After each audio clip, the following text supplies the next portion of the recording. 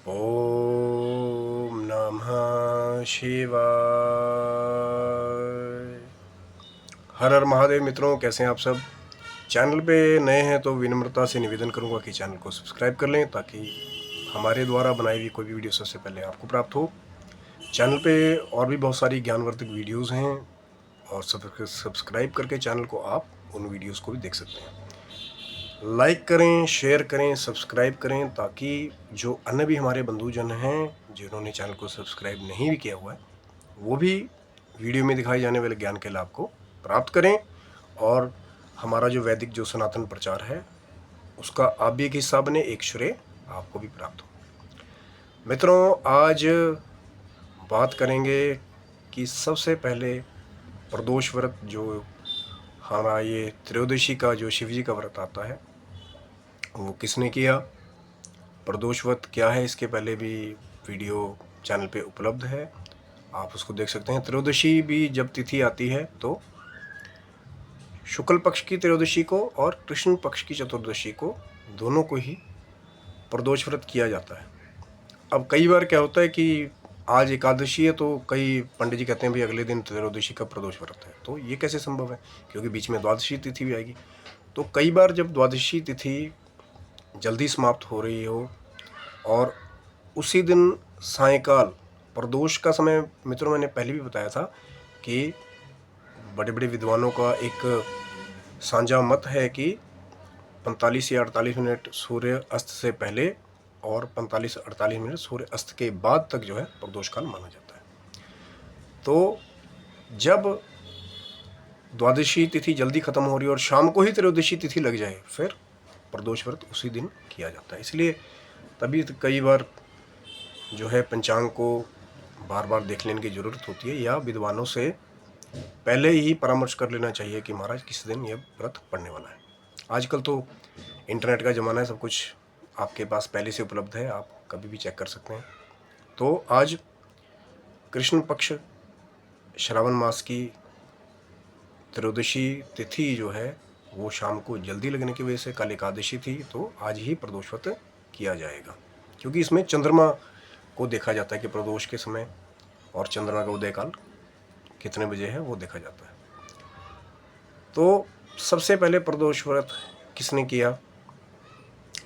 अब इस मत को लेकर बहुत सारे विद्वान अपने अलग अलग मत प्रस्तुत कर सकते हैं, लेकिन जो प्रचलित एक पुरानी एक कथा है वो आज आपसे साझा कर रहा हूँ कि सबसे पहले प्रदोष व्रत किसने किया, किसने इसके द्वारा भगवान शंकर जी को प्रसन्न किया और ये जो प्रदोष व्रत की प्रथा है उसको प्रचलित किया। एक बार प्रजापति दक्ष की 60 कन्याओं में से 27 कन्याओं का विवाह प्रजापति दक्ष ने चंद्रमा जी के साथ किया और चंद्रमा ने जब 27 पत्नियों को ग्रहण किया, लेकिन कहीं ना कहीं 27 ही पत्नियों को वो पूरा प्रेम नहीं दे पा रहे थे। जो उनकी पत्नी रोहिणी थी उनके साथ उनका ज़्यादा स्नेह था, लगाव था। तो बाकी जो रोहिणी की बहनें थी उन्हें कहीं ना कहीं ये अच्छा नहीं लगता था, बुरा लगता था, एक दुर्व्यवहार जैसा लगता था कि चंद्रमा ज़्यादा समय जो है रोहिणी के साथ व्यतीत करते हैं। पति वो हमारे भी हैं तो हमें भी बराबर समय मिलना चाहिए, बराबर स्नेह मिलना चाहिए। तो इसी को लेकर उन्होंने अपने पिता दक्ष प्रजापति से वार्तालाप किया, बताया। तो दक्ष प्रजापति ने अपने जामाता चंद्रमा जी को समझाया कि आप सबको बराबर प्रेम करिए, सब 27 की 27 पत्नियां आपकी हैं, जितना प्रेम आप रोहिणी को देते हो उतना बाकियों को दीजिए। तो चंद्रमा ने भी कहा ठीक है, मैं देखूंगा। और उसके बाद फिर भी लेकिन आगे चलकर भी कालांतर में वही चीज़ें चलती रहीं, आगे भी वही जैसा चंद्रमा व्यवहार करते थे वैसे ही चलता रहा। तो बार बार समझाने पर भी जब चंद्रमा जी नहीं माने अपनी पुत्रियों को, बाकी पुत्रियों को दुखी देखकर, तो महात्मा दक्ष ने, प्रजापति दक्ष ने अपने जामाता को श्राप दे दिया कि जाइए आपको क्षय रोग लग जाए, जिसे कहते हैं ना कि थोड़ा थोड़ा करके ख़त्म होते होते आदमी एक रोग उसको मरणासन तक लग जाता है, फिर वो मृत्यु को प्राप्त हो जाता है। तो आप थोड़ा थोड़ा आपको क्षय रोग लग जाए और आप थोड़ा थोड़ा करके आप समाप्त हो जाएं, आप क्षीण हो जाएं। तो जब श्राप दे दिया दक्ष प्रजापति ने, सब देवताओं को पता लगा, तो उन्हें लगा कि अब तो एक प्रकृति पे संकट आ जाएगा सृष्टि के ऊपर, कि जब चंद्रमा नहीं रहेंगे, रात की चांदनी नहीं रहेगी, तो एक तरह से हाहाकार मच जाएगा। क्योंकि दोनों ही एक कहते हैं जैसे कि एक बैलेंस है दोनों का, कि सूर्य दिन के समय सूर्य देवता का और रात को चंद्रमा का। चंद्रमा की शीतलता भी उतनी ज़रूरी है जितनी सूर्य की दिन की रोशनी हमारे लिए ज़रूरी है।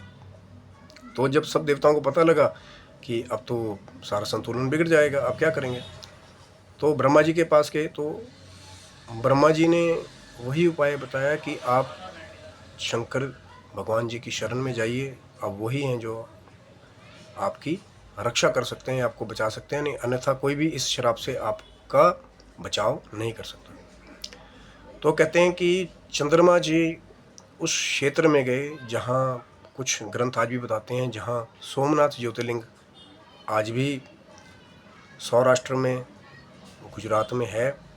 तो उस क्षेत्र में जाके कहते हैं कि उस क्षेत्र में जाके, अब कई ग्रंथ कहते हैं प्रभास क्षेत्र उसी को कहते हैं, या अलग मत भी हो सकता है। तो उस क्षेत्र में चंद्रमा गए।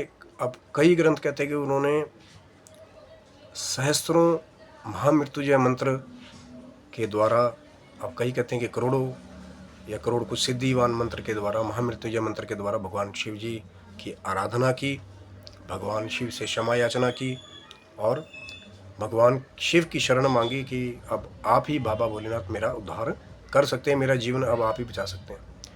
तो कहते हैं कि जिस दिन आखिरी अवधि थी चंद्रमा की, तो सूर्य अस्त होने तक, और कहते हैं कि सूर्य अस्त होने के बाद भी आप देखेंगे कि कई बार पूरा अंधेरा नहीं होता, थोड़ी सी लालिमा जैसी रह जाती है, तभी इसको कहते हैं कि सूर्यास्त और बाद का समय प्रदोष काल का एक सम्मिलित मत है कि वही प्रदोष काल का समय था। तो तब तक चंद्रमा जो है वो अपने आखिरी दिन की, जब तक उनकी अवधि थी, वो साधना करते रहे भगवान भोलेनाथ की। भगवान भोलेनाथ प्रसन्न हुए और उन्होंने चंद्रमा को भय से मुक्त किया। लेकिन उन्होंने कहा कि मैं दक्ष प्रजापति जी के श्राप को पूरी तरह से खंडित नहीं कर सकता, क्योंकि इससे क्या होता है कि एक लोक मर्यादा खत्म हो जाएगी, क्योंकि साधु संतों के फिर श्राप की कोई एक महिमा नहीं रह जाएगी लोगों में। तो इसलिए मैं पूरा जो श्राप है उसको तो मैं नहीं दूर करूँगा। लेकिन हाँ, कि दो पक्ष में, शुक्ल पक्ष जब आया करेगा 15 दिन मास के, तो आपकी कलाएं बढ़ती रहेंगी। जैसे आपने देखा होगा कि जब पूर्णिमा वाले 15 दिन आते हैं शुक्ल पक्ष के, तो चंद्रमा की कलाएं बढ़ती है और पूर्णिमा के दिन चंद्रमा अपनी पूरी कला के ऊपर होते हैं।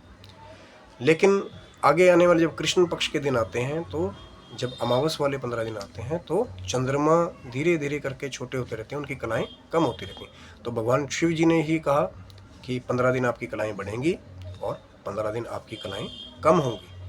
तो इसी वरदान के द्वारा शिव जी ने चंद्रदेव को अपने मस्तक पे धारण किया और अभय दान दिया, क्योंकि शंकर तो स्वयं कालों के भी काल हैं, महाकाल हैं। तो जिनको वो स्वयं धारण कर लें तो काल भी कभी उनका स्पर्श नहीं कर पाएगा। तो चंद्रदेव को अभयदान देने के लिए भगवान शिव ने अंतरचंद्र रूप में चंद्रमा जी को अपने मस्तक पे धारण किया। और उसी दिन से जब प्रदोष काल तक चंद्रमा ने भगवान शिव का पूजन किया, तो कई बहुत सारी मान्यताएं हैं, प्रचलित मान्यताएं हैं कि तभी से लोग प्रदोष व्रत भी करने लगे, क्योंकि महाशिव पुराण में भी इसका वर्णन है। सोमनाथ ज्योतिर्लिंग की जब महात्म्य की बात आएगी तो मिलती जुलती कथाएं आपको वहाँ पे प्राप्त होंगी। और जिनके भी चंद्रमा खराब बताए जाते हैं कुंडलियों में, उनका भी यही उपाय है कि अगर भगवान शिव की पूजा करें और इस प्रदोष काल का व्रत करें, प्रदोष काल में भगवान शंकर की आराधना करें, तो ऐसा कहा जाता है कि ऐसा कोई मनोरथ नहीं, ऐसा कोई सात्विक मनोरथ नहीं जिसको कोई पाना चाहे और भगवान शंकर की कृपा से उसको प्राप्त नहीं हो। कईयों को पुत्र चाहिए, कईयों को धन चाहिए और कईयों को एक अर्धांगिनी चाहिए, सब भगवान शिव की कृपा से। लेकिन जब मन में भाव होगा, श्रद्धा होगी, हम पूजन करेंगे, तो सब कुछ प्राप्त भगवान शिव की कृपा से हमारे को हो जाता है। तो ये थी वो कथा कि सबसे पहले कैसे प्रचलन में आया, कि सबसे पहले प्रदोष व्रत किसने किया। तो चंद्रदेव ने भगवान शिव की कृपा प्राप्त की। आशा करता हूँ कि वीडियो आपको अच्छा लगा होगा। लाइक करें, शेयर करें, सब्सक्राइब करें, ताकि चैनल पे और भी जो आने वाली वीडियोस हैं, आगे भी हमारी कोशिश रहेगी कि शिव महापुराण की छोटी छोटी दिव्य कथाएं थोड़े थोड़े समय के लिए कि सब उसको देख पाएँ, उसको लाने की हमारी कोशिश रहेगी। कोई भी त्रुटि आपको वीडियो में लगे तो शुद्ध भाषा में, अच्छे शब्दों में आप कमेंट बॉक्स में जाकर लिख सकते हैं। अभद्र भाषा का, गलत भाषा का प्रयोग ना करें, क्योंकि मर्यादा को भी कायम रखना हमारा दायित्व है। आप स्वस्थ रहें, मस्त रहें, ऐश्वर्य से पूर्ण रहें, भगवान शिव की कृपा आपको प्राप्त हो और आप दीर्घायु होकर के, निरोग रह करके अपने जीवन की उन्नति के पथ पे आगे बढ़ते रहें और ऐश्वर्य से सदा परिपूर्ण रहें। और कहीं ना कहीं भगवान शिव जी आपको वो अवसर भी प्रदान करते रहें, वो समय प्रदान करते रहें, जिससे आप भगवान शिव की भक्ति में भी कैसे न कैसे जुड़ें। चाहे अपने घर में ही पूजन करें, चाहे मंदिर जाएं, किसी असहाय की सहायता भी कर लेंगे तो वो भी भगवान शिव को ही प्रसन्न करने वाली सेवा है। तो इसी के साथ आपसे विदा लेते हैं। ओम नमः शिवाय। हर हर महादेव शंभो।